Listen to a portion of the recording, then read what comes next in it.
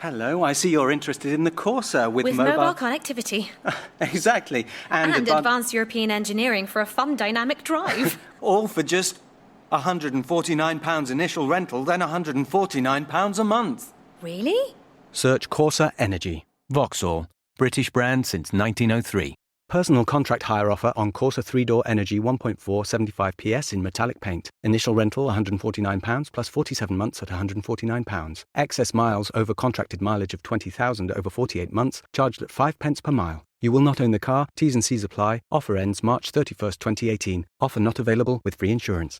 For the first time in 13 years, local hosts of Gamertag Radio are going to have the first live recording in front of an audience during Podfest 2018. This live recording event is free to attend February 9th, 2018 from 6 to 7 p.m. It's going to take place at Podfest Multimedia Expo 2018 in Orlando, Florida. See Paris, Pete, and Danny live at Podfest 2018. For more information, head over to gamertagradio.com or podfest.us. Ladies and gentlemen. Ladies and gentlemen. Podcasting since 2005. You're listening to Gamertag Radio. With your host, podcaster Hall of Famer Danny Pena, the always opinionated Paris Lilly, and from outside of the norm, Peter Toledo. This is Gamertag Radio. Here we go.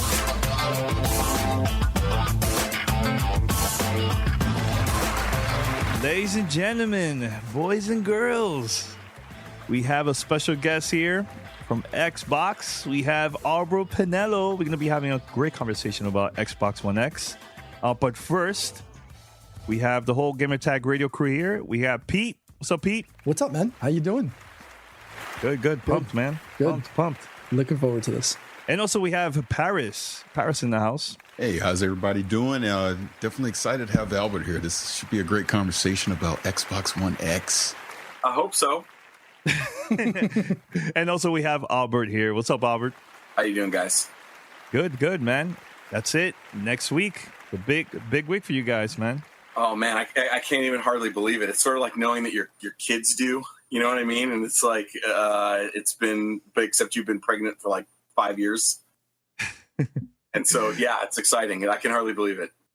Yeah, I mean, how's it been for you guys ever since you guys finally showed the console to the world last year at E3?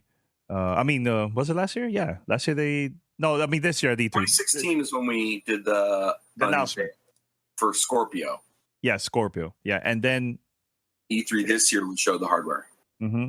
So how's it been ever since, man? Because you've been traveling a lot, doing a lot of press interviews, everything too, man, right? I know. I jokingly call it the Albert Penello overexposure tour because it does seem like every day like somebody's going, I read this interview with you.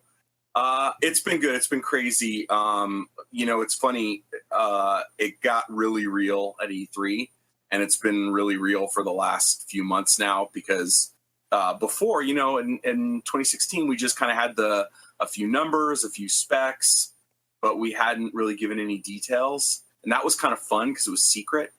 But like once you announce the name and the hardware and show stuff, people got questions and they want answers. And so it's been really super real for the last few months. You guys have any questions? Yeah, I want to start with this one, Albert, because we've had a little bit of a debate the past couple of weeks on the show. Well, I should say Danny and Pete have had this debate. But can you kind of clarify with Xbox One X, when we talk about backwards compatibility, the original Xbox games and even the Xbox 360 games, what is the Xbox One X going to bring to the table when it comes to backward compatible games? So you're speaking about the original and 360 stuff. Correct. Like from what I understand, some 360 games can be upscaled all the way to 4K. But like, what is it even going to do for the original Xbox games? Yeah, it's super cool. So we actually unveiled that stuff when, like, the day before we did the actual title releases, and we had Ryan from IGN come down and talk to the team. It's really super cool, and this is one of those things that we hadn't told anybody was happening. But basically, we just have these emulation ninjas back at work that just love what they do. And these guys tinker, and they're just super genius guys. And they were playing around with the emulator and had realized that they could unlock sort of assets and artwork that existed in the games that the previous consoles just couldn't actually display. And so they developed a method that allows those games to display higher resolutions on the new consoles. So there's three things going on. For OG titles, if you're running on Xbox One, and people are seeing this today, Xbox One S, the games are at 4x their original resolution. So most original Xbox games were in 480p. So they're at like 960p, almost 1080p on Xbox One S. And then on Xbox One X, they're going to run at 16 times their resolution. So it's like, I think I do my math, it's like 1920p. 4K is 2160. So really close to 4K. And some games like Ninja Gaiden actually supported 16:9 back in those days. And so it's a full frame, almost 4K 60 game that was done 15 years ago now. So I don't know if you guys have had a chance to fire up any of the OG games on your current Xbox One. They look awesome. And we noticed that there was artwork and textures and stuff. I mean, back in those days, you were on CRTs, like monitors, like that little 13-inch thing back there. And so you like couldn't see the textures that were actually created. There's one level in Fusion Frenzy that has these little ducks. And on an old TV, we always just thought they were little lights, like little glowing orbs. And then we ran it. We're like, no, those are ducks, because you're supposed to duck when they come up. And then we saw it on Xbox One X, and we're like, wait a minute, those ducks have bills that are orange and eyes. Right. That was there. That artwork was created way back when, and no one's actually ever been able to see it. So for OG stuff, it looks great. And then for 360, it was a little bit more complicated and actually more interesting for me, which is that those games existed in kind of in the HD era and in the PC era.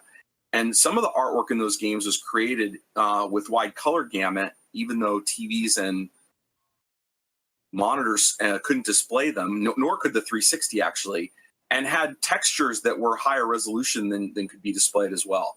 And so what the team's been able to do is sort of fool the emulator into thinking that the 360 is more powerful than it is. And those games are running at 9 times their original resolution. And also doing texture work and filtering work that the 360 could do. So we released a couple of videos that are side by side. There's 4 titles that we're releasing as Xbox One X enhanced games for Xbox 360, because the game has to actually have some conditions in the original code to let those things happen. That was an extremely long-winded answer. No, that is good. That's good. A great answer, because I think that's part of the confusion on what people may or may not be understanding about what you guys are kind of doing on the back end with these older games. It's not like you just stuck an emulator in the Xbox One S or X and you're just playing the game the same way it was a decade ago. You know, there are some things that are happening to enhance these games and and make them playable today in 2017. So I'm really excited to see how this is all this is going to work out. Right. Yeah, the stuff looks amazing. It really does. These guys are geniuses. So in sticking with the theme of the enhanced backwards compatibility, and Albert, I don't know if you had a chance to listen to that episode. I got a little heated because from a technical perspective, I was having difficulty understanding how much the level of effort that the Microsoft development team, et cetera, had to do to make these games truly enhanced, as the billing says. This is now enhanced for 2017. So my curiosity was always piqued as to how much work was actually done by the dev team. Like, are we talking months in advance? Like, are we talking like sleepless nights and weeks and jeopardized marriages to make these older games from the OG and from the 360 Xboxes, ready to hit, today's resolutions and scales? Yeah, I mean, these guys, like I said, there was a really long article that Ryan did at IGN that kind of goes into this, but these guys are amazing and have really gone above and beyond the Call of Duty in terms of trying to make these games better. Like, that's been the mantra for the team. And you've heard us talk about it running Xbox One games on Xbox One X. We don't just want them to run, we want them to run better. And yeah, I mean, the story and the drama behind how the 360 emulator came up, and it's like, you know, to retell the story, is the emulator, when we announced the 100 games at E3, about a few days before, the team realized that the emulator they had been working on was broken. They could get what they got working, but it wasn't going to actually sustain. And so they tell the story about how it was like the scariest and proudest moment of their lives when the crowd went crazy. Kevin LaChapelle, who's on the development team, and the folks that work on his team, it was the proudest moment of their life and the most terrifying moment, because they actually didn't know how they were going to fix the emulator, and sort of had they had been rooming together and were just brainstorming all night about how they were going to fix it. So there was a lot of drama in getting that done. Of course, the process of fixing it is when you see the game start to get better, and the amount of work that the team has put into now qualifying what better means. It literally, in the old days, was guys just playing the games over and over again with two screens, just going, yeah, this feels right, this is good. And that just wasn't going to scale. And so they've had to build these incredible tools to actually measure better, and so that they can look at frame rates and frame pacing and frame drops and latency and all of these things, and actually got into a state where they can quantify that the games are better. And all of that work then went into Project Scorpio. So that's how we were able to then add texture filtering and know that the games were going to have faster load times, and know that they were going to run at better frame rates from Xbox One to Xbox One S. So all of this stuff, all of these little seemingly independent initiatives, Play Anywhere, the OG back compat, 360 back compat, and Xbox One, they're all really, really tightly tied together from the team and the technology and the work that goes in behind making all that stuff happen. They all build on top of each other. Oh, sorry. I jump in real quick. You know, we kind of had this conversation at E3, but for people that are watching right now or listening to this podcast, I want to bring it up again. Can you kind of tell the story about Digital Foundry coming out to Microsoft, coming out to the Xbox campus, and having unfiltered access to Project Scorpio at the time, now Xbox One X, and just the thoughts that were going through the team during that period when you're letting these journalists in and you had no idea what they were going to say when they posted all their findings? Yeah, I mean, it was a big, I don't want to say risk, because we felt good, but it was certainly, we took a gamble, because, you know, we have had a vision for what we wanted this console to be since the day we started thinking about it. And when I go back and look at all the old emails and all the old meetings we have on it, it's been remarkably consistent. Something I know the team is really proud of is that all the folks working on this have really stayed consistent into what they wanted to get done, and how they went about building the hardware, and how the specs were decided upon. And so there was a discussion about, okay, you know, we threw these numbers out at E3, and guys like yourselves, and I remember chatting with you guys, you know, back then, is like, what do all these numbers mean? And, you know, you're not going to be able to hit 4K 60 with those specs. And I'm kind of grinning going, you know, I think we will. But we realized that, you know, I'm a fan of Digital Foundry as a tech guy, and I know a lot of people in the industry are, and Richard is actually someone that has been in the business for a really long time. And, you know, he's a journalist, like an old school journalist that reports facts, not clickbait headlines and a lot of the stuff that you see today. And he's got a reputation for being a straight shooter. He's going to call things like they see it. And so we said, hey, you know, we could do something. We could announce the specs. And all that's really going to happen is everybody's going to say, well, I'll wait for Digital Foundry to, you know, come through and tell me whether or not Microsoft is hiding something with those numbers. And so the team got together and said, why don't we just bring them out? Let's just show them what we've got. Let's tell them what we did. Let them ask us questions. We were super confident in what we had built and how we arrived at the specs. So we made the call. Like, instead of doing our own event and announcing it, let's bring out Richard and have him have access. But we didn't know what he was going to say. I mean, that was the whole point. They're an independent voice. And so I remember and I know I told you this, me and a bunch of folks on the team were up, I want to say something like 5 o'clock in the morning, because it was going live in the UK. And so we were up super early reading the article, just like everybody else did, to see what they were going to say and, decide whether or not I needed to update my LinkedIn profile or not. But I think it ended up being a great article for us. And we were nervous, because we didn't know. And now that a lot of people already been, getting review kits, right, of the system. And I know you guys been checking out all these unboxing videos, right? Because everybody seems very excited, man, about it, getting it finally, right? I'm glad. We wanted people to experience it for ourselves. We have this philosophy, that we've talked about a lot internally, which is sort of seeing is believing, experiencing is believing, let the product speak for itself. Talking about this stuff is really hard. Showing it is much better. And so we wanted to get these kits out to people, as many people as we can, so that they can see what the box can do. We're proud of what we did, the work that we put into the box, and I'm excited that people are as enthusiastic as they are to get their hands on it. Now, my question about that is, the system is already coming out next week. How many of these games are going to be already available, ready for 4K updates and all that? Well, this is interesting calculating this, because, you kind of go back and you look at all the historical numbers for consoles, and back compat isn't really play much of a factor typically in console launches, because back compat usually isn't there. But typically there's about 18 to 20 titles that are available on a console launch window. So we'll call that like the first week. There's already about a dozen games up on the service right now.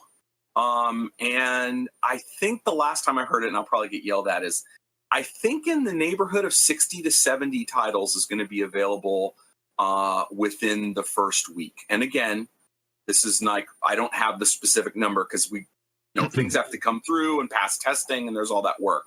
But I think you're going to see, well north of 50 games that are going to be taking advantage of Xbox One X with enhancements, which is a huge number for a console launch. On top of the fact that everything works that you've already got, and there's a lot of things that will be better without patches as well.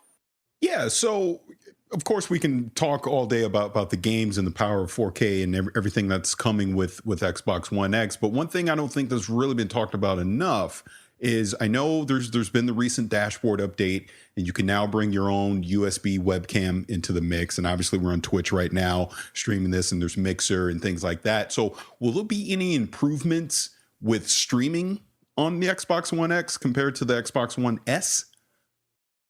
Oh, that's a good question. I know that the game DVR and screenshots are improved.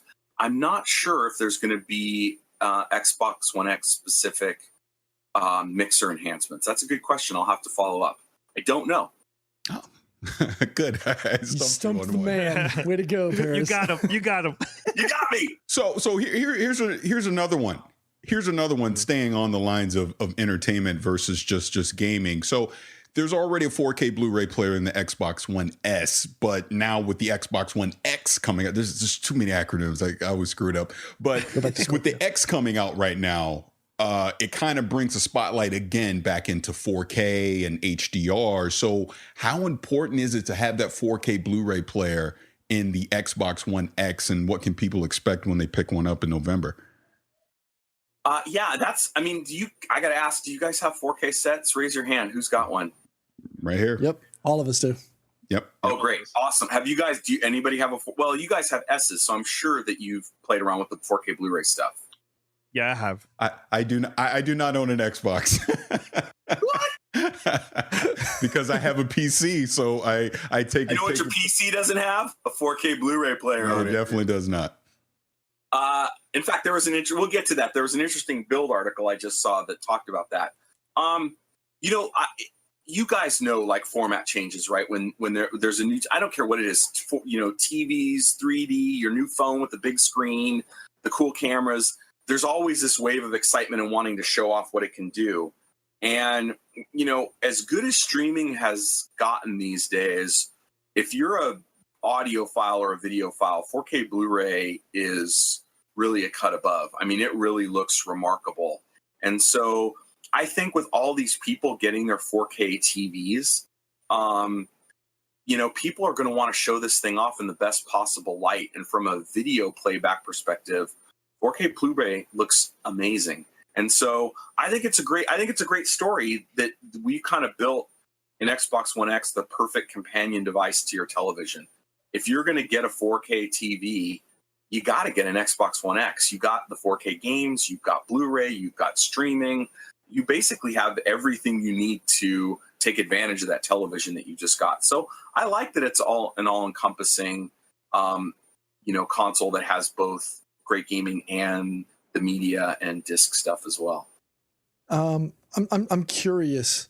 I know you and I and the rest of the guys, when we've spoken previously, we've covered this. But for those that either weren't there with us or didn't catch the last time you were on the show with us, what is the magic sauce that makes consumers either tell their parents or save up the pennies from cutting the lawns and washing cars in the neighborhood? What's to stop them from getting the X and just going to the 1S instead? Like, what is the magic? What is the sorcery behind the chips and the hardware that says you need to get the X and not the S? It's funny because it's an interesting journey that the industry's on with the Xbox One S and things like X and the things like PS4 Pro, these kind of upgraded mid-generation consoles. And my typical answer to this is, what's nice about what we're doing now versus previous generations is it doesn't matter. Typically, you get that point where you announce the next console, and now everybody that's buying the current console feels like, oh man, like how much longer is it going to be around? I'm buying the old thing. And we don't really have any of that right now. We're as behind the Xbox One S as we've ever been. I've said this before. I think we're going to sell more Xbox One S's than we're going to sell Xbox One X because of the price point. And then I just trust customers these days understand how to trade off price and value for what's important to them. And it's funny because that idea that, there's not a bad choice between an S or an X really informs so much about how the program works. If you look, there are people that are on a budget and want to play games, and I totally respect that. And the Xbox One S is an awesome value. We're going to have great deals. It's $279. All those awesome holiday bundles that get stacked up and Black Friday and all of that cool stuff's coming. And I don't want anybody to feel like they're getting the lesser product if they buy an Xbox One S. And then the promise, the magic, the secret sauce is, hey, later, if you're ready, all the money that you've invested in that doesn't go away. The friends that you've made, the gamer score, the content that you've bought, not only is it going to work, it's going to work better. And I use the phone analogy like the screen sizes, and I know you guys and I have talked about this. It's like, I don't have the big screen phone because I don't need it. I didn't want to spend that kind of money. It didn't matter to me. But for some people, they care about that big screen, and so they buy the one that's better. And so I think we have the best product on the market with Xbox One X, no doubt. Like, if you want the best console gaming product that exists right now, that's an Xbox One X. But if you can't afford it, or you're not sure, you're not ready for 4K, get an Xbox One S and all your stuff's going to work. And I think that's an interesting, something new right now for the console gamer to think about. And I like how we've kind of put those two products out there. See, I'm a 4K rookie, so I want to get some tips. Like, how can I get the best experience once I get my Xbox One X at home and I'm setting it up and everything? Is there any tips you could tell me? I'm a rookie. All right, I'll give you a ton of tips. Now I'll come to your house. I do this every house I walk into now. I grab their TV remote. I'm like, ow, my eyes, they're burning. Your TV is not set up right. Basically, the big trade-off you're going to make right off the bat is whether you're going to be in game mode or in one of the other modes, and it depends on how much you care about latency. A lot of times game mode shuts all of the extra processing off, but it's not necessarily how you get the best overall picture, particularly if you are going to watch TV or movies on it. So for me, I run it in what is usually their standard mode, which takes most of the post-processing off but isn't game mode. and then you shut everything off. That's the first thing I tell everybody. Shut off all the post-processing, all of the, dynamic contrast and, frame doubling that they do that makes movies look like they're running 60 frames a second sometimes. Turn all that stuff off so that there's no extra filters that are happening. And then we actually have an HD TV calibration utility in Xbox One S and X that goes through some basic color brightness calibration. It's really super simple. It's really easy to use. And I will tell you, I have my old plasma, I actually had certified where the guys come in the house and they like put their expensive calibrator and they tune all the dials. And for giggles, I just ran our HDTV calibration on that set to see how it was going to turn out. And the settings were like almost perfect. I didn't have to make a single change. And I always tell people, if you just want to have a good picture, run our HDTV calibration utility right after you get your set. And you'll get your colors and stuff pretty close to right, and your brightness pretty close to right, and I think you'll be in good shape. Is that calibrator only for the Xbox One X, or is that a tool that's available regardless of the platform you have? It's on both. It's actually been there since we launched in 2013. Under display, there's a Calibrate HD TV, and it's got a little utility that you can run. It's really, really super easy. Viewers right now and also people that listen to the show, they're going to be posting questions and stuff. So I hope you don't mind, Albert, to answer some. We're going to pick some here, a couple, and go for it. Well, there's actually one I'm looking at right now that I wanted to ask you myself. So inside the Xbox One X, the hard drive, is it what type of hard drive is in the Xbox One X? Let's just start there. It's called an SMR drive, which stands for, I don't know. I think it's like sequential magnetic read. And basically what we did is those drives have faster seek times.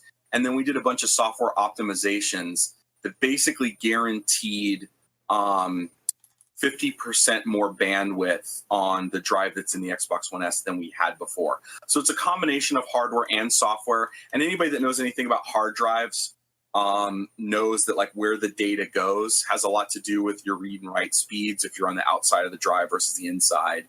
And so there's a bunch of software optimization that puts the game data at the optimal spot. And basically the net is that we've guaranteed 50% faster access speeds for game developers. And that's one of the ways you're getting faster load times on the X versus Xbox One S. So what does that mean for external drives then? Will we also see any improvement as far as load times go, or is that, is that out the window? It should still be good because we're on the nice thing, and I've always recommended people be on an external drive just because you're on a separate channel than the internal OS. So you're not running, you're not trying to run game seeks and broadcast and the OS and everything off the same drive. So no, you'll still get faster times off of an external drive than you will off the internal drive. That's good to know, because I've actually always moved my older games off of the system drive and onto the external so that I could keep everything local. So if there's games that I've wanted to play on my Xbox One on my Xbox One that are older, that maybe not the current games, the older games and stuff, I've always shoved them over to the external, thinking, okay, since it's it's on an external, it might be a little bit slower for access speeds. But that's good to know that it's actually the other way around. It's good to know. And I totally will. I will give a plug right now for anybody that's thinking about it. Get an external drive.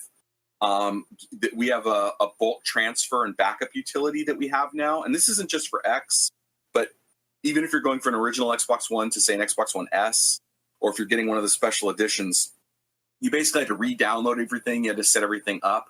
And we actually have this really killer utility now where you can basically back up your system settings in your games to an external drive. And I actually just went through this myself, and because I'm a big, fan of, I try and run through it like a customer does when I get home. Mm-hmm. And I was up and running, system update and everything. I was up and running in a game in like about 18 minutes. From startup, which if you think about the Switch is the fastest I've ever seen. It was like 15 minutes to play in a game. And if you've ever had to re-download any of your games or anything like that, that's a pretty long process, not to mention it's brutal on your data caps. So I was playing a game, took an update, got set up, We have a streamlined out of box if you're already using an Xbox. So we skip a lot of stuff that you've already seen. So it's really, really great. We have a network transfer version too. You can also re-download, so you don't have to have a hard drive. But if you're like waiting and want to get started right away, an external hard drive is the way to go. Send us your feedback or questions.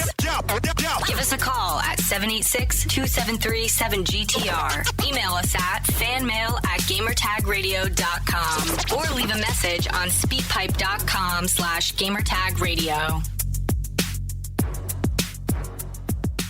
GTR is all about, building community and, just growing from the ground up, the grassroots movement of, Danny starting it off with his, his original podcast on tapes. And then, now, here we are. And that's similar story to how Movement Watches came around, right? They started super small, started by I think it was 2 broke college kids who just, wanted to look dope, but didn't have the money to do it, obviously, right? College, it's not where you make the money, it's where you spend it. So that's what they did. They started their own watch company, and it's it's a very, very similar concept to, how GTR grew. And shout out to them for supporting the show. They sent the crew, a sample of watches for us to check out and keep. Thank you guys very much. Appreciate it. And they're dope. No lie. I remember before we even, had the opportunity to work with Movement, I was in the market looking for a watch, and Movement was one of the ones that I had looked at. I was like, damn, dude, those are dope watches. So, and then, it's almost like, karma, I was looking for it and it happened. Right. And shout out to them. They've got a great niche where they're at. They decided, why try to sell it at these large chain, department stores when you're giving away money to the middleman and retail markup when they get all that money to themselves. And honestly, that's a really sound business investment and concept. I mean, why give away free money? And on top of that, every time I've worn mine, everybody asks me, yo, that's a dope. Where'd you get that? When we were at PAX a couple of weeks ago, I saw Danny pimping his. People ask, dude, where'd you get that watch? It's a dope watch. And you can get that dope watch yourself. They've got a great selection on their website. I mean, if you're looking for minimal, or if you're looking for rugged, if you're looking for classic, if you're looking for contemporary, they've got it all. Check them out. You get 15% off today with free shipping and free returns by going to movement.com. That's mvmt.com/GTR. I mean, it's a really clean, dope design, and it makes a good fashion statement. So it's time to step up your watch game. Go to mvmt.com/GTR. Join the movement. At LV, our home insurance comes from the heart. It's not just about giving you a personal claims handler to take care of you all the way. It's about looking after you in other ways too. Like when you go direct to us, buy online and get a massive 25% discount. To see how much you could save with the Which Insurance Provider of the Year 2017, go direct to lv.com. Online discount for new customers only, excludes home emergency and home legal expenses. I think the job of being a teacher is so rewarding in so many ways.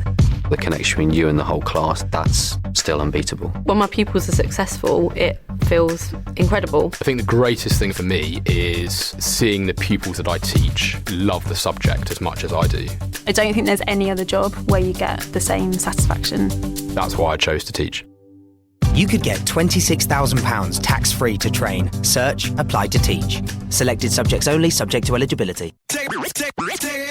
You're listening to Gamertag Radio.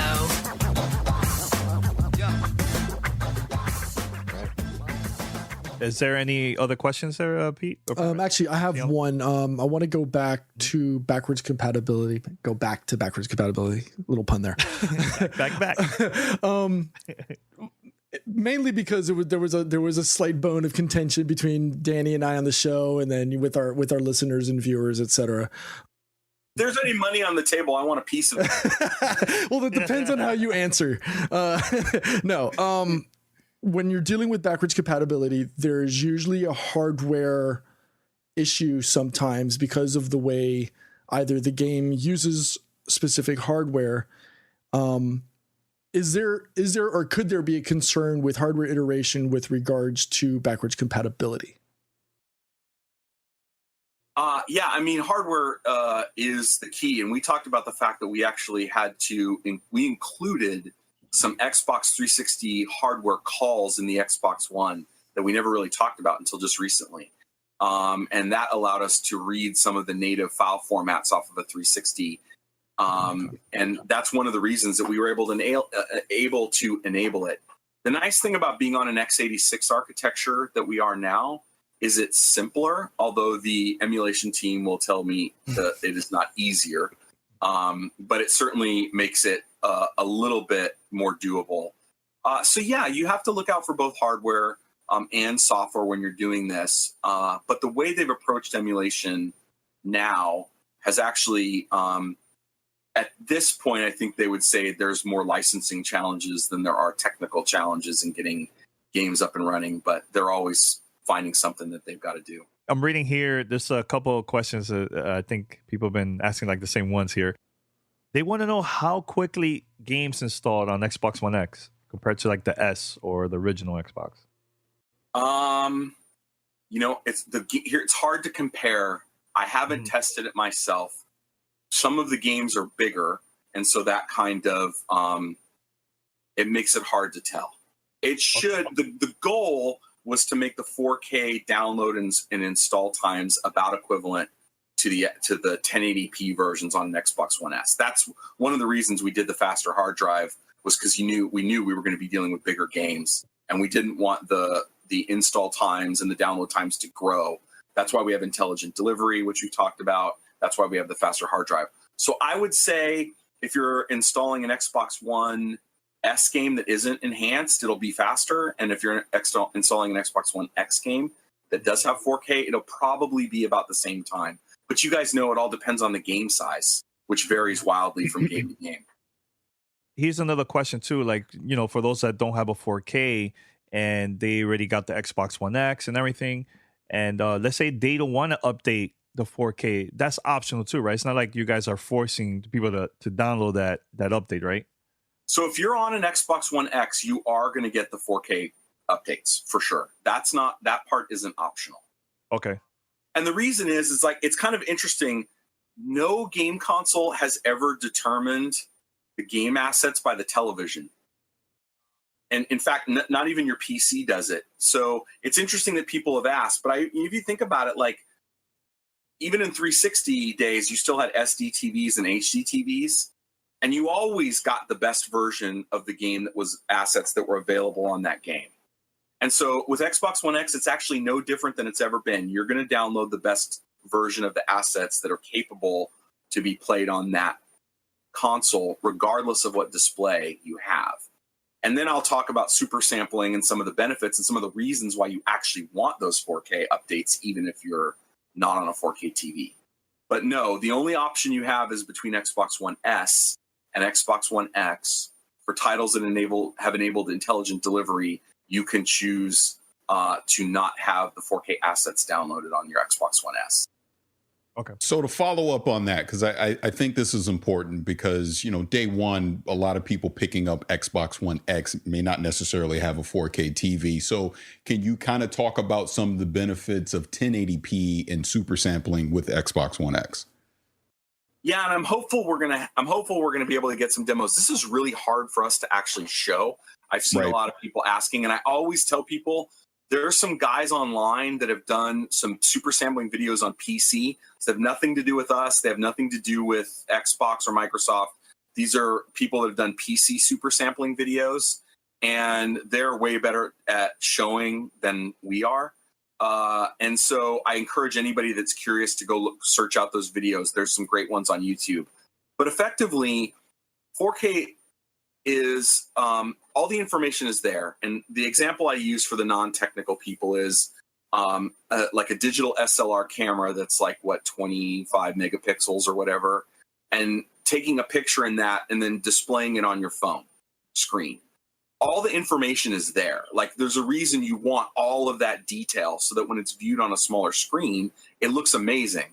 And all of the detail that was in the original photograph is still there, even if your screen doesn't have the resolution to show every single pixel. And super sampling is kind of the same thing. All of the 4K data is there.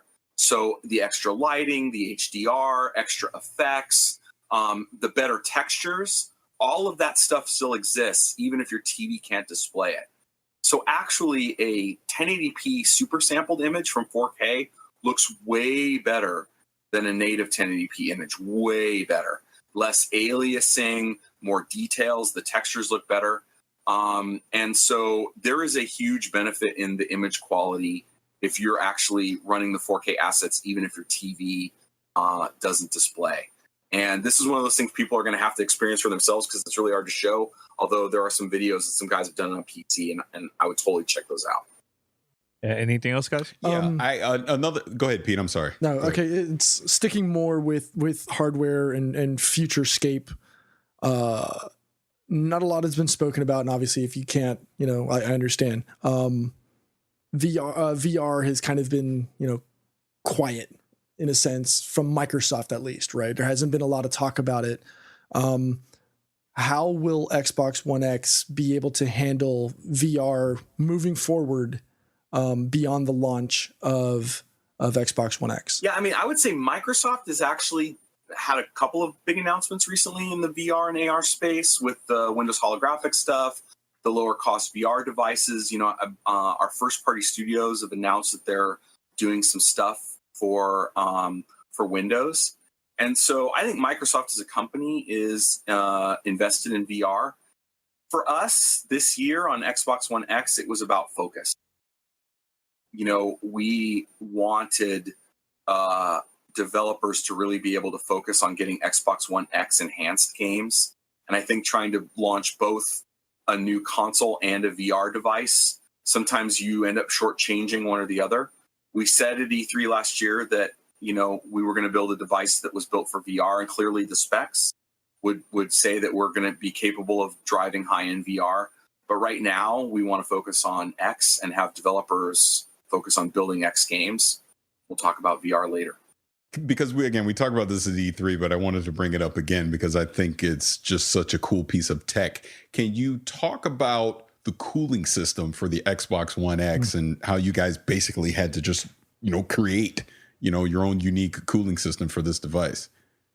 Well, yeah, there was a bunch of things that we had to do in hardware because you and I, again, we did talk about this. We kind of wanted to show off, and we set this crazy goal that hey, I wonder if we can actually make this console smaller than an Xbox One S. And it was kind of one of many things we throw out there as an internal goal for ourselves. And so to do that required a real focus on ventilation and cooling and thermals, because that's really the biggest problem, is that you're trying to cram, 5 times the power, I think somewhere in the neighborhood of 3 times the actual wattage into a box that's even smaller. And that required us to do a bunch of different things with cooling, the efficiency of the power supply, the vapor chamber, which we talked about, like on Founders Edition video cards, they sometimes have vapor chambers.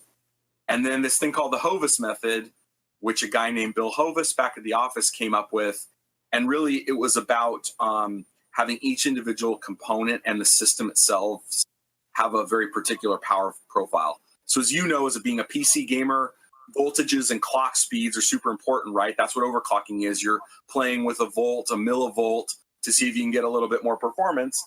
And what they'll tell you is every chip responds differently to that. Some of them you get lucky and you can crank them way up. Some of them you're like a little bit out of spec and they go crazy. Imagine doing that at scale and looking at each individual component in the box and only using the amount of power required for the system to work. So you don't waste a single volt. And by doing that, you save a ton of power efficiency and you're really optimizing each box. So you're not wasting heat. And heat is the killer of size. And by doing that and the more efficient power supply and the vapor chamber, we were actually able to build a smaller box even than the Xbox One S. Cool. Sticking with the cooling discussion, one of the viewers is asking, is there going to be a cooling efficiency loss or gain depending on how you sit the console? Because some people like to do it vertical, some people like to do it flat, horizontal. Does it make a difference? Not really, because the way the venting works, that's what we do have the stand. I definitely don't recommend people just stick it on its side, particularly because this time the air comes in from the sides and out the back. Good to know. And that's why you need that stand, is to give it that little extra airflow under there. But no, it shouldn't. But just like everything, even any piece of electronics, be careful about your environment and how much heat, and that you have good ventilation in whatever you're putting it in. That's probably a bigger factor than how you store the console. You can store it any way you want, and if you if it's enclosed in all four sides and you're playing, Forza 7 at 4K, things are going to heat up. So make sure you've got good airflow wherever you keep any electronics, frankly. Since I'm the Destiny guy, I love Destiny. It recently obviously came out on PC, but the chat room is asking, Albert, have you seen Destiny 2 playing on an Xbox One X? There's your answer. No. I haven't seen it, no. Okay. Well, then I'm going to counter you, Paris, because being the resident PUBG fan, Albert. Oh, I already know this answer. No. Albert, have you played PUBG on an Xbox One X in 4K? And what was your experience if you did? Oh, man, you guys are going to get me in so much trouble. You know what? I saw a very early version. I haven't played it. I'm actually waiting for it to come out on console, which I know now makes me like some weird guy who, because everybody's playing that game. So I did see a very early version. I haven't seen it recently, no. Let me actually follow that up, because this actually segues in perfectly. So I've been joking around with Danny the last couple weeks that in my head, I've been trying to justify getting an Xbox One X. And the reason being is it's $500. The technology that you've crammed into this box for $500 is phenomenal. Wait, where's my wife? I just bought a 1080 Ti, so I don't even want to say how much that costs, right? Compare it. Like, I'm playing all. It's a bargain. Exactly, because it's like, I want to play games in 4K. I want to hit that 60 frames per second. I want ultra settings, all these amazing things that I can do on PC. And that's what you guys are delivering here with Xbox One X. And I was skeptical at first. I was like, why is Microsoft doing this? They don't need to do this. They're not going to hit the 4K 60. And then obviously Digital Foundry came out. We've seen a lot of the amazing things that this thing can do under the hood.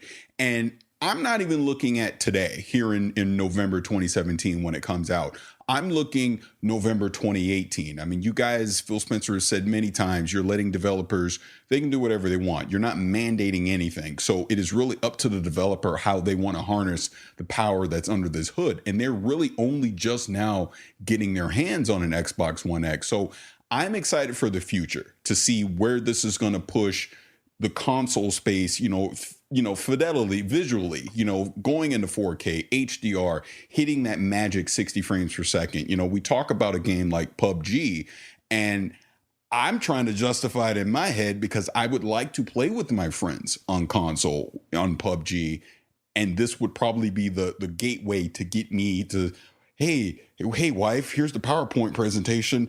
I need to spend this $500 on this. Don't mind I spend all that money on the PC, but I need to spend this $500 so I can play PUBG with my friends. So that's kind of where I'm looking at future-wise. I'm sure you probably would agree with this. There's so much untapped potential with the power of the Xbox One X that we're simply not going to see with these games that are coming out in 2017. I think the future is very bright.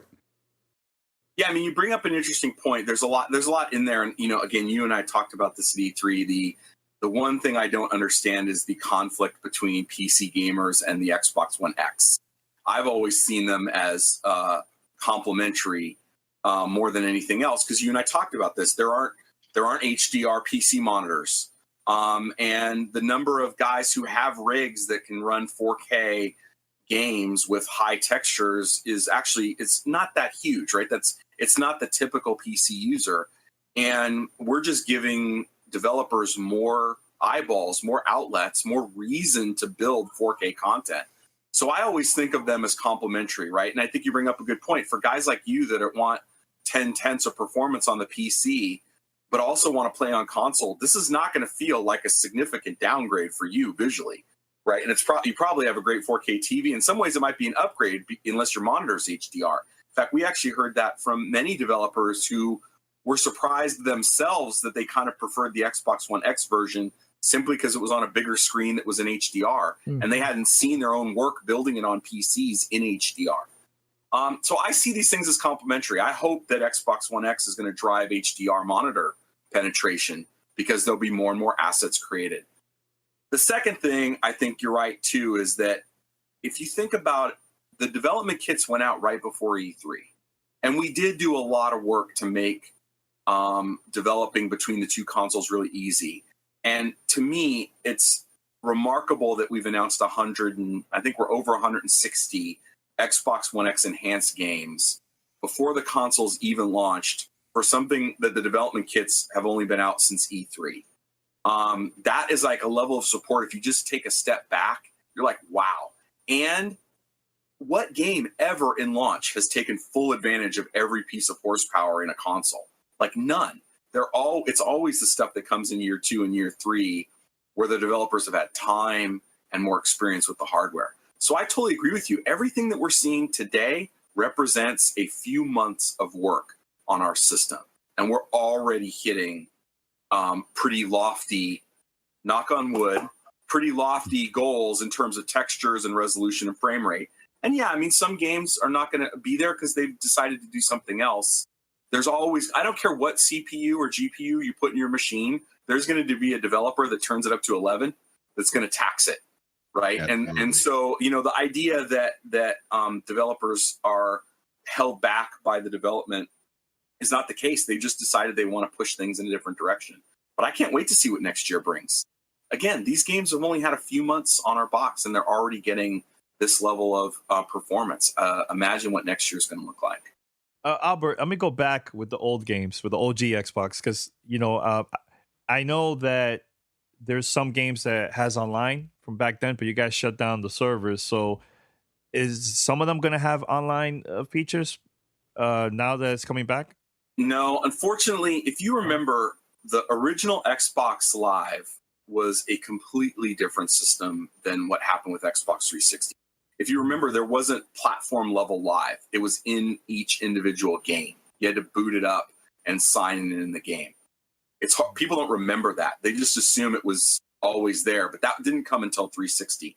So the back end services are completely different on the original Xbox, and we did close those down quite a few years ago. And so it's not feasibly possible to bring it back. And also, we also have to remind people, we're not actually touching any of the game code. We're not going back in and even to get this resolution, that's all in the emulator. That's all happening with the game code as it exists. And then we do things in the emulator to basically make it seem like it's a more powerful console. But we're not touching the game code. And in many cases, these developers don't even exist anymore. And so it's not, unfortunately, not feasible. We do have System Link for a lot of those old games, which is a ton of fun, and you can system link all the different consoles, but just not possible to bring back live for those older games. Okay, cool. Just want to know. Anything else, guys? Yeah, I got. Are there any other questions, sir? I do have a quick question. If I recall correctly, there's a custom AMD chip, correct? That's doing the video on Xbox One X. It's doing the video. The GPU, is it? It's a AMD. The SoC is AMD. Yeah. All the video decoding and everything is done on the processor. Okay. Being AMD, is there FreeSync support on the Xbox One X?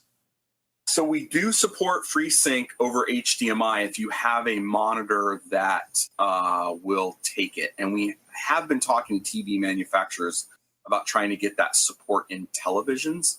But yes, we do support FreeSync over HDMI if you have a FreeSync monitor that takes FreeSync over HDMI. What about 21:9 support? Not right now. Didn't think so. I have a feeling Paris is reevaluating purchases made on Amazon right now. No, it's like I said. No, it's like I said, and I guess we'll go ahead and start wrapping this up. But it's like I was saying previously, if you're a console gamer, I mean, the marketing speak about this hasn't been a lie. This is legitimately the most powerful console on the planet right now. And quite honestly, it's not even close if you just look spec wise on what it can do compared to its competitors. And the fact that they're pushing 4K, they're pushing higher frame rates, they're catering to people that I might as well work for Microsoft. What am I doing?